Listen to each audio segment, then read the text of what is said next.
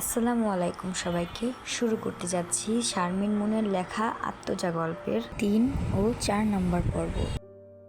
আত্মজা পাশে কিছু একটা খুঁজছিল, পেয়েও গেল। চেয়ারম্যানকে ছেড়ে দৌড়ে গিয়ে মোটা একটা মুন্ড উঠায়। তার গায়ে মারতে যাবে অমনি আজমাইন এসে ধরে ফেলে। আত্মজা রাগে জিদে দুঃখে কেঁদে ফেলে, হাত মুচড়ি করে ছাড়া পাওয়ার জন্য, আর বলতে থাকে তোদের আমি ছাড়বো না। চেয়ারম্যান নিজাম তালুকদার রেগে কলার ছাড়তে থাকে আর বিড়বিড় করে বলে তো করে আমি ছাড়বো না, তোকে দুই বোনের মধ্যে একজনের আমার লাগবই বলে বাঁকা হাসে। আত্মজা আজমাইনের দিকে রাগি চোখে তাকায়। আজমাইনও চুপচাপ দেখছে আত্মজাকে। আত্মজা জোরে হাত ঝাড়া দিয়ে চলে আসে লাশের কাছে। আজমাইন মুচকি হেসে বলে, কি তেজ রে বাবা, পুরাই ঝাল মরিস, এমন রসুরানি আমার দরকার। আপন মনেই হেসে ওঠে। আত্মজাদের বাড়ির এক পাশ দিয়ে চিকন একটা খাল বয়ে গেছে। সেখানে একটা কাঠের পোল আছে যেটা দিয়ে এবার ওপার আসা যাওয়া করে। খালের ওপারে এই ঘন জঙ্গল। খালের ওপারে পোলের পাশে আকবর সাহেবের কবর খোঁড়া হয়েছে। তার জানাজা শেষ, এখন কবর দেওয়া হবে। মাজেদা বেগম মুখে কাপড়ের আঁচল গুজে কান্না করছে। আত্মজা অনুজা বুক ফাটা কান্না করছে। আত্মজা তোড়ে চলে যায় ওপারে, পিছনে অনুজাও দৌড়ে আসে। গিয়ে দুজনে একসাথে কবরে নেমে শুয়ে পড়ে। ওখানে থাকা সবাই হতভম্ব হয়ে গেছে।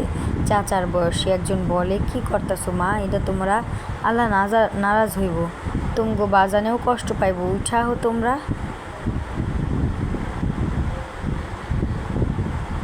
অনুজা কান্না করতে করতে বলে, আমার বাপজানরে একা এই কবরে থাকতে দিব না, তার কষ্ট হবে একা থাকতে। আমাদের ছেড়ে চলে গেছে তো কি হয়েছে, আমরা একা ছাড়ছি না। আত্মজা বলে, আমার বাজানরে নামিয়ে দেন আমাদের সাথে। দেখো বাজান, আমরা আসি, তুমি ভয় পেও না, আসো আমরা একসাথে এখানে থাকবো। আজমাইন ওদের অবস্থা দেখলো। আপন মানুষ হারালে বুঝি এমনই কষ্ট লাগে। জোর করে অনেকে ওদের টেনে উঠালো, ওরা ছাড়া পাওয়ার চেষ্টা করলো, কিন্তু কেউ ছাড়লো না। আর এত মানুষের ভিড়ে পেরে উঠল না। চিৎকার করে কাঁদতে কাঁদতে আত্মজা বলল, আল্লাহ আমার বাজানরে তুমি মাফ করে দিও, তুমি তাকে জান্নাত দান করো আল্লাহ। আমাকে কোনোদিন নিলা না বাজানের সাথে কেন? অনুজা বলে, আমারে ছাইড়া দেন, বাজানের কাছে যাইতে দেন, তারে ছাড়া কেমনে থাকবো আমরা? এই পৃথিবীর মানুষ বড্ড খারাপ, এখানে থাকতে চাই না। দুই বোন একসাথে আহাজারি করতেছে। দুই বোনের সাথে অন্তরও যোগ দিয়েছে। আজমাইন সহ উপস্থিত অনেকের চোখেই পানি। এই বনপুর গ্রামে এই প্রথম এমন ঘটনা ঘটলো। এই ঘটনা সবার সারা জীবন মনে থাকবে। বাবার জন্য সন্তানের এত আহাজারি, বাবা না থাকার জন্য বুকের ভিতর হাহাকার, বাবার জন্য এত গাঢ় ভালোবাসা। সত্যি ভাগ্যের ব্যাপার এমন সন্তান পাওয়া। আত্মজা অনুজাকে বাড়িতে আনা হয়, ওরা দৌড়ে চলে যায় ঘরে। গিয়েই নামাজ পড়তে বসে পড়ে। মোনাজাতে আল্লাহর কাছে বাবার জন্য দোয়া করে। বাবার জন্য চোখের পানি ফেলতে থাকে। দুপুর গড়িয়ে বিকেল হতে চলল। আত্মজা অনুজা বসে আছে বাবার কবরের কাছে। অনুভূতিরা ছন্দ হারিয়েছে, দুঃখরা তালে তাল মিলিয়েছে। মনের আনাচে কানাচে বিষাদ ছড়িয়ে পড়েছে, বুদ্ধিরা যেন স্তব্ধ হয়ে গেছে। মস্তিষ্ক টকবক করে উঠেছে, বিষণ্ণতা মস্তিষ্ক জুড়ে বিচরণ করছে। আত্মজার দৃষ্টি দূরের জ্যোৎস্না ভরা আকাশে। এক দৃষ্টিতে তারাদের মেলা দেখছে। হয়তো ওই তারার ভিড়ে নিজের বাজানকে খোঁজার চেষ্টা করছে। চোখ দুটো জলজল করে উঠল। চোখের পাতা দুটি মিলিত করে ডুব দিল সোনালি স্মৃতির পাতায়। এই তো কয় মাস আগের কথা। আত্মজা মা, তাড়াতাড়ি তৈরি হয়ে নাও, আর পড়তে হবে না, বেশি সময়ও নেই, স্কুলে যেতে হবে, ঘণ্টাখানেকের ভিতর পরীক্ষা শুরু হয়ে যাবে। আকবর সাহেবের কথায় আত্মজা বলে, আচ্ছা ঠিক আছে বাজান, আর তুমি কি আমাদের পরীক্ষার হলে যাবে না? যেতে পারি। আকবর সাহেব হাই স্কুলের প্রধান শিক্ষক। মাজেদা বেগম তাড়াহুড়া করে 2 প্লেটে ভাত নিয়ে আসে। 1 প্লেট আকবর সাহেবকে দিয়ে বলে, তাড়াতাড়ি খাইয়া লন। আর 1 প্লেটের ভাত মাখাতে মাখাতে আত্মজাকে বলে, চকিতে এসে বসো। আত্মজাও বাধ্য মেয়ের মতো এসে বসে পড়ে। মাজেদা বেগম বলে, হা করো। আত্মজা হা করে খেয়ে নেয়। মাজেদা বেগম বলে, ভালো মতো পরীক্ষা দিবি, কোনো কিছু নেওয়ার চিন্তা করবি না, মাথা ঠান্ডা রাখবি। মাজেদা বেগম এমন অনেক উপদেশ দিলেন মেয়েকে। আর পাশে বসে আকবর সাহেব মা মেয়ের কাণ্ড দেখে হাসছে। আকবর সাহেব বলে, অন্তরার মা কোথায়? মাজেদা বেগম বলে, তারা তো দেখলাম বিলে গেছে হাওয়া খাইতে। ও, অনুজা তো চিঠিতে বললো সামনের মাসে শহর থেকে ফিরবে। ওরও ইন্টারমিডিয়েট পরীক্ষা চলতেছে, কয় মাস পর ফাইনাল পরীক্ষা। এর মধ্যে আয়শা খাতুন পানের বাটি হাতে নিয়ে আসতে আসতে বলে, মাইয়ারা ওই শহরে একলা একলা কেমন আছে কে জানে, পরীক্ষার পর বিয়া শাদি দিয়া দিস, মেয়ে মানুষ এত বেশি পড়ার দরকার নাই। আকবর সাহেব বাধা দিয়ে বলে, না মা, আমার মেয়েরা পড়ালেখা করবে, আর কেউ যদি অনুজাকে বিয়ে করেও পড়াশোনা চালিয়ে যেতে দেয় তাহলেই বিয়ে দেব, তার আগে না। আর ভালো ছেলেও তো খুঁজতে হবে, তাই না? কর, তোর যেটা ভালো মনে হয়। তাই মাইয়াটা এত দূরে একলা আছে, কোন হান দিয়া বিপদায় পাওয়া যায় না। আত্মজা উঠে বলে, দাদিজান চিন্তা করো না তো, আর আমি তো মেট্রিক দেওয়ার পরপরই কলেজে ভর্তির জন্য শহরে যাব, তখন বুবুর সাথেই থাকবো আমি। আমার মেয়েরা একদিন অনেক বড় হবে ইনশাল্লাহ। আত্মজা চোখ থেকে টুপ করে এক ফোঁটা পানি পড়ল। বিলের মাঝে বিশাল বড় গাছের নিচে বসে আত্মজা চোখের পানি ফেলছে। চারিদিকে নিস্তব্ধতায় ছেয়ে গেছে, ঝিঝি পোকার ডাক কানে বাজছে, হালকা হালকা বাতাস বইছে। কিছু দূর ওদের বাড়ি, এছাড়া আশেপাশে মানুষের কোনো চিহ্নও নেই। দিনের বেলায় কৃষকরা এই বিলে কাজ করে। হঠাৎই পিছনে কিছু পড়ার একটা শব্দে ধর ফুরিয়ে উঠে আত্মজা। ভয়ার্ত কণ্ঠে বলে ওঠে, কে কে ওখানে? কোনো সাড়া শব্দ নেই। চাঁদনি রাত, আবছা আবছা আলোতে আওয়াজের উৎস খুঁজতে উঠে দাঁড়ায় আত্মজা। আবারও বলে, কে ওখানে? কথা বলুন, এখানে কি করছেন? আত্মজা আশেপাশে খুঁজে হাতে একটা মাটির চাক নেয়, সামনে এগিয়ে গাছের পিছন দিকে যায় আর মনে মনে দোয়া দুরুদ পড়তে থাকে। একটু সামনে দুটো আবছা ছায়ার মতো দেখতে পায়। ভয়ে ঢোক গিলে আত্মজা, তাও শ্বাস নিয়ে ছায়া বরাবর চাক মারে। হঠাৎই আওয়াজ শব্দ করে ওঠে। ছায়া দুটি খেতে আইল দিয়ে দৌড় দেয়। আত্মজা বলে, কে আপনারা? দাঁড়ান বলছি। একটু দূর গিয়েই অন্ধকারে মিলিয়ে গেল। আত্মজা একটা দীর্ঘশ্বাস ছাড়লো, মনে মনে বলল, না, এখানে থাকা ঠিক হবে না। এই বলে সামনে হাঁটা দিলেই লাইটের আলো চোখে পড়ে। চোখের সামনে হাত দেয়। এত রাতে ইহানে কি করতে আইসোস? কোন সময় কোন বিপদ হইয়া যায়। জানোয়াররা উৎপাইতে আছে। মায়ের কথায় আত্মজা চোখের সামনে থেকে হাত সরায়। কোনো কিছু না বলে মাকে গিয়ে জড়িয়ে ধরে। মাজেদাও নিজের মেয়েকে আগলে নেয়। গাছের নিচে মাজেদা বসে পড়ে, তারপর আত্মজাকে বলে, আয় আমার কোলে মাথা দিয়ে রাখ। আত্মজাও বাধ্যর মেয়ের মতো তাই করে। মাজেদা মেয়ের মাথায় হাত বুলোতে থাকে আর বলে, মারে, তুই যত তাড়াতাড়ি সম্ভব শহরে চলে যাস, আর অনুজারও তো সামনে পরীক্ষা, আর পরীক্ষার পর বিয়ের ব্যবস্থা করবো। আত্মজার চোখের পানি চিকচিক করছে, কণ্ঠ ভারী হয়ে আসছে। মাকে বলে, তোমাদের ছাড়া কিভাবে থাকবো মা? আর ওই চেয়ারম্যান যদি তোমাদের ক্ষতি করে? আর বুবুকে এত তাড়াতাড়ি বিয়ে দিবে কেন? আল্লাহ ভরসা। আর বিয়ে দিলে অনু নিরাপদ থাকবে, শকুনের নজর থেকে মুক্তি পাবে। কিছুক্ষণ পর অনুজাও এসেই মাজেদার বুকে মাথা ঠেকিয়ে বলে, মা, তুমিও বাজারের মতো হারিয়ে যেও না আমাদের ছেড়ে, তাহলে আমরা নিঃস্ব হয়ে যাব। কথাগুলো বুকের ভিতর নাড়া দিয়ে উঠল। মাজেদা মন শক্ত করে বলে, আমি না থাকলে তোমাদের বাঁচতে হবে, জীবনে চলার পথে অনেক লড়াই করতে হবে। আর শোন আত্মজা, অনুজা, মেয়ে মানুষের তেজ থাকতে হয়, জেদ থাকতে হয়, আর আত্মসম্মান বোধটা প্রখর হতে হয়, তাহলেই কেউ তাকে হারাতে পারে না, তারা সব কিছু জয় করতে পারে। আত্মজা অনুজা মায়ের কথা মন দিয়ে শুনল। কিছুক্ষণের জন্য পরিবেশ নীরব রইল। তারপর মাজেদা বলল, এবার ঘরে চল, এশার নামাজ তো পড়া হয়নি, গিয়ে নামাজ পড়ে তোদের বাবার জন্য দোয়া করব। তারাও বাথরুমের মতো উঠে চলে গেল বাড়ির দিকে, ক্লান্ত চোখে নির্দাহীন। এখন রাত 2:40। বন্ধ চোখ, খোলা মস্তিষ্কে তার স্মৃতির উৎপাত। আজমাইনদের গ্রাম থেকে শহরে ফিরতে প্রায় 1:30 বাজছে। ফ্রেশ হয়ে শুতে শুতে 2টা বাজে। তারপর থেকে ঘুমানোর চেষ্টা করে চলছে, তাও পারছে না। মাথায় শুধু আত্মজা নামক মেয়েটার বিচরণ। মাত্র একদিনই তো দেখলো, এই একদিনে মেয়েটা মন মস্তিষ্ক দখল করে নিয়েছে। কিছুক্ষণ পর আজমাইন শোয়া থেকে উঠে বসলো। তারপর বেলকনিতে গিয়ে রেলিংয়ে ঠেস দিয়ে দাঁড়ালো, চোখ দুটো বন্ধ করলো। আত্মজার চেহারাটা আপনা আপনি ভেসে উঠল। কি রূপের ঝলক তার, হরিণের মতো টানা টানা চোখ, কি তেজ তার। আজমাইন হাসলো। এই একদিনেই মেয়েটা পাগল করে দিল। বিড়বিড় করে বলে, আমার মন মস্তিষ্ক তো সব দখল করে নিলে মেয়ে, সবটা জুড়েই তোমার বিচরণ। এবার তো তোমার নিস্তার নেই, তুমি পুরোটাকেই আমি দখল করে নিব মেয়ে, বলেই হেসে উঠল আজমাইন। ফজরের আজান কানে বাজতেই মাজেদা বেগমের ঘুম হালকা হয়ে উঠল। উঠে গিয়ে মাছের ঘরে যায়।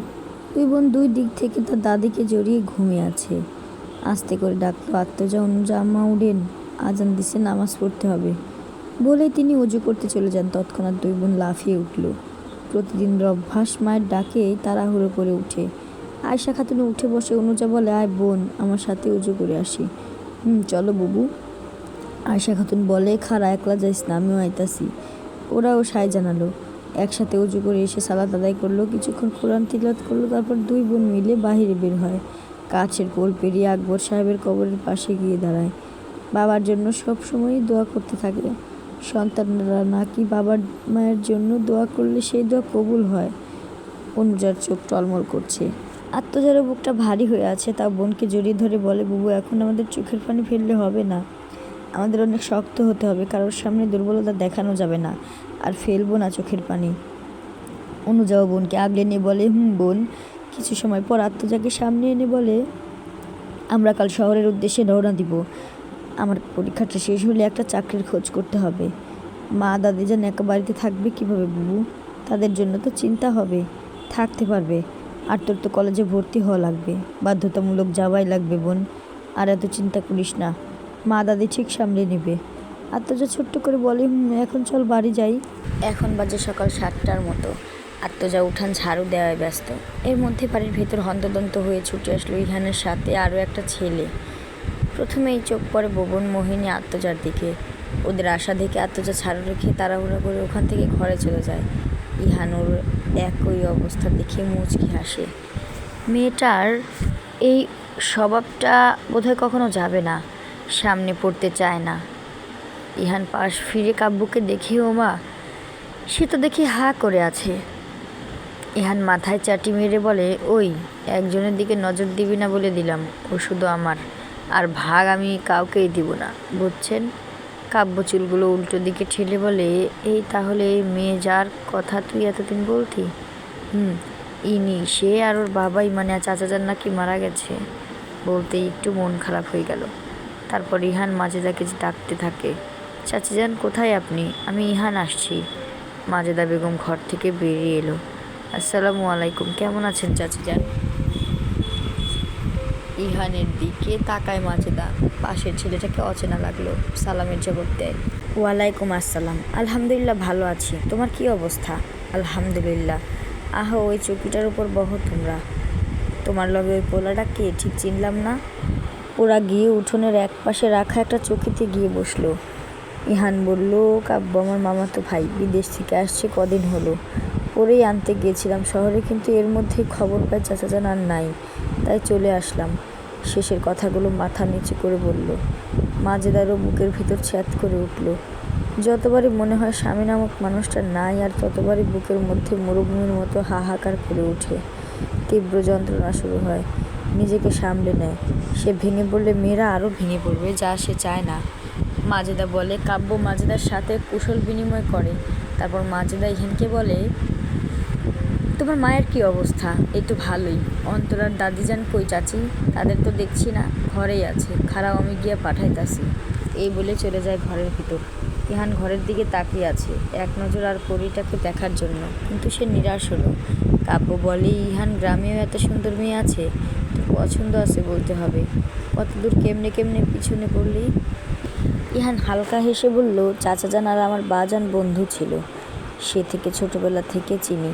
বাজান আর চাচাজান একই স্কুলে শিক্ষকতা করতো। সে ছোট থেকে পছন্দ করি। স্কুলে গেলে রাস্তায় দাঁড়িয়ে থাকতাম শুধু ওর জন্য। কি ভালোই ছিল দিনগুলো। মায়ের থেকে শুনছি আমার বাজান আর ওর বাজান নাকি বলছিল আমাদের বিয়ে দিবে বড় হলে, কিন্তু দুইজন মানুষের মধ্যে একজনও বেঁচে নেই। বলেই দীর্ঘশ্বাস ছাড়ল। মাজেদা পিছনে গিয়ে দেখে সবাই রান্নাঘরে বসে আছে। অনুজা চুলায় জাল দিতেছে। পাশে আত্মজা ও আয়শা খাতুন ডাঁটা তরকারি কাটতেছে। অন্তর বসে বসে সবার কাজ দেখছে। মাজেদা গিয়ে বলে, ইহান আইছে। অন্তর, যা তোকে যাইতে বলছে আর আমারে যাইতে বলছে, যান গিয়া দেখা করায় আসেন। অন্তর শুনেই এক দৌড় দিয়ে চলে যায়।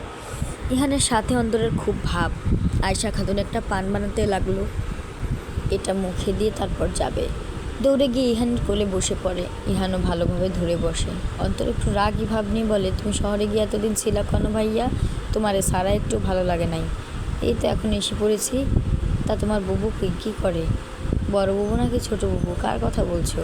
কাব্য ইহানের দিকে তাকায়, সাথে সাথে বলে, কিরে ইহান, ওর আরও বোন আছে বললি না তো? কাব্যের কথা ইহানও অন্তর তাকায় ওর দিকে। অন্তর বলে, এই ভাইয়াটা কে? ইহান ভাইয়া? ও আমার মামাতো ভাই, তোমারও ভাই। অন্তর কাব্যের উদ্দেশ্যে বলল, ভাইয়া কি এখন থেকে এই গ্রামে থাকবে নাকি? কাব্য অন্তরের মাথার চুলগুলো নেড়ে বলে, না ভাইয়া, কয় মাস পর বিদেশ চলে যাব। অন্তর উৎফুল্ল হয়ে একের পর এক প্রশ্ন করতে থাকে, আপনি বিদেশ থাকেন? বিদেশ কি উঁচুতে হয় যে যাইতে হলে প্লেন লাগে? প্লেন কেমন? বিদেশ কেমন হয় ভাইয়া? কাব্য ইহান ওর জানার আগ্রহ দেখে হালকা হাসলো। কাব্য বলল, বিদেশেও আমাদের দেশের মতোই নিচে, শুধু অনেক দূর দেখে মানুষ প্লেন দিয়ে যায়। প্লেন দিয়ে গেলে তাড়াতাড়ি পৌঁছাতে পারে। বড় হও, আস্তে আস্তে সব বুঝে যাবে। এখন বলো, তোমরা বোনরা কোথায়, কি করে? বউরা তো রান্না করে বসে আছে। ওহ, তাদের একটু ডেকে আনবে। বউরা দরকার ছাড়া কারো সামনে বেশি আসে না, নজর লাগায় মানুষেরা। ক্লাস 6-এ পড়ে এটুকু বোঝার বয়স হয়েছে। তুমি আর বউদের সাথে লাইন মারতে আইসো। আর ইহান ভাই তো ছোট বউরে পছন্দ করে, সব জানি।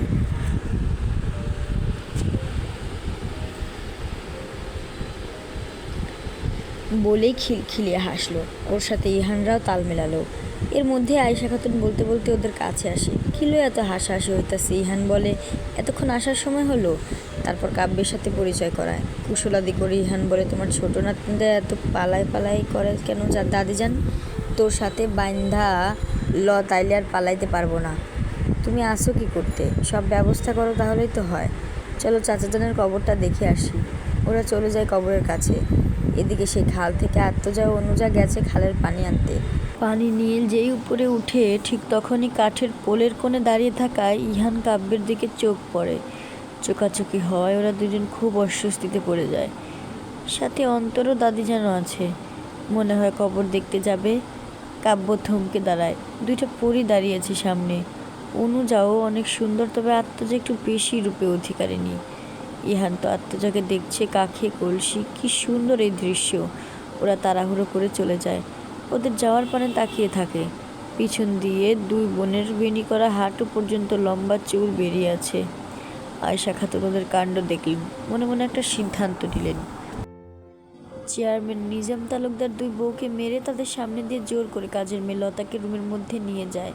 দুই বউ দেয়ালে হেলান দিয়ে বসে আছে। বড় বউ হিমানি বলে, নিজাম তালুকদারের একটা ব্যবস্থা করতে হইব। ছোট বউ রেহানা মাথা জাগিয়ে সোজা হয়ে বসে, তারপর বলে, ঠিক বলছেন আবার আপা, এই শয়তানটারে একটা জনমের শিক্ষা দেওয়া দরকার। তাহলে আজকে এ পর্যন্তই। দেখা হচ্ছে আগামী পর্বে। এই পর্বটি কেমন হলো সবাই কমেন্ট বক্সে জানাবেন। সামনে অনেক টুইস্ট আছে, সবাইকে পাশে থাকার অনুরোধ রইল। পরের পর্ব শুনতে আমার ইউটিউব চ্যানেলটি ফলো করে রাখুন। সবাই ভালো থাকবেন। আল্লাহ হাফেজ।